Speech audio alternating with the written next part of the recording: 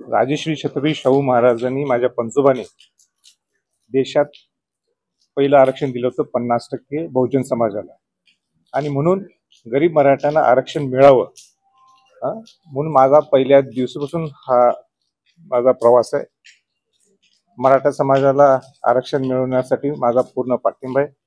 माझा नेहमीच सहकार्य. जे जे सगळे समाजासाठी लढतात त्यांना माझा नेहमीच पाठिंबा आणि माझं त्यांना सहकार्य सुद्धा असते. जरांगेंना पाठिंबा आहे छत्रपती संभाजीराजांचा. मग छत्रपती संभाजीराजे मुंबईला जाऊन जरांगेंची भेट घेणार, कारण हे बघा, एक मिनिट, आपलं काय ठरलं होतं?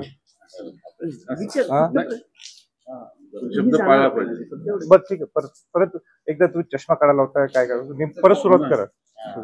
ठीक आहे. आजपासून जरांगेंचं आंदोलन सुरू झालं. खरं यापूर्वी त्यांनी 3-4 वेळा आंदोलन केलेलं आहे. आपणही मागे पाठिंबा दिला होता, पण नंतर वास्तव आपण समाजाला, महाराष्ट्राला समजून सांगितलं होतं काय आहे काय नाही.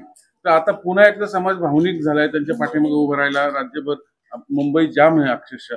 काय आवाहन कराल समाजाला? माझं इतकंच म्हणणं आहे की आपण सगळ्यांनी समजून घ्यायला पाहिजे की पहिलं आरक्षण जर कुणी दिलं असेल तर ते माझ्या पंजोबांनी राजश्री छत्रपती शाहू महाराजांनी दिलं 50% आरक्षण बहुजन समाजाला. आणि म्हणून माझं स्वतः व्यक्तिगत मराठा समाजाला आरक्षण मिळावं म्हणून माझा नेहमीच पाठिंबा असतो.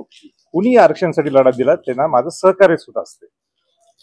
माझं इतकंच म्हणणं आहे की मनोज जरांगे पाटलांनी आणि सरकारने लवकर एकत्र बसावं आणि त्यांच्या काय मागण्या आहेत त्या मागण्या समोर याव्यात आणि सरकारने त्याच्यात हस्तक्षेप करून लवकर मार्ग काढावा हीच माझी सरकारला विनंती आहे.